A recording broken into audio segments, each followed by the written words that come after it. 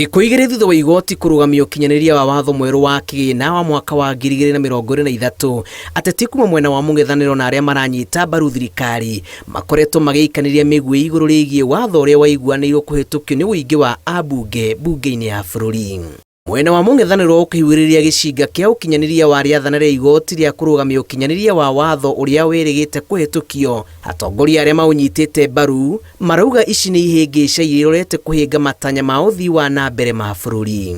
Come with your financial bill, an alternative of what Ruto tabled in the House, and then tell Kenyans, this is the way I would collect taxes, this is the way I would manage the government.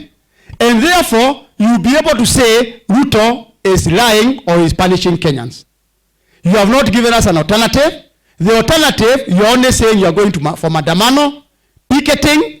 Will picketing or Mandamano add more money to Kenyans? Mũmbunge wa Laikipia irathĩro Mwangi Kĩũnjũri arauga gũtirĩ njĩra ĩngĩ thirikari ĩngĩetha nayo mbeca o tiga ya kũngania magoti nĩguo kũruta bũrũri gĩconoko-inĩ kĩa ngombo. Taxes zimekuwa mingi sana.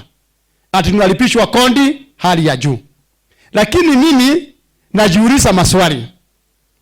Serikali tumeelezewa hakuna pesa. Tunaelezewa madeni ni mingi. Hata pesa ya kulipa mishahara imeanza kukosekana.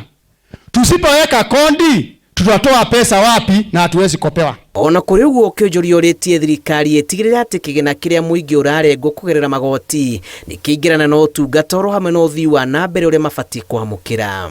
Watho ũyũ wahĩtũkirwo nĩ mbunge no gĩkĩro kĩrore nĩ President William Ruto gũtuĩka watho hĩndĩ igoti rĩraruta watho wa mbere ũrũgamio kwa ihinda wa gatano ga kiumia gĩkĩ.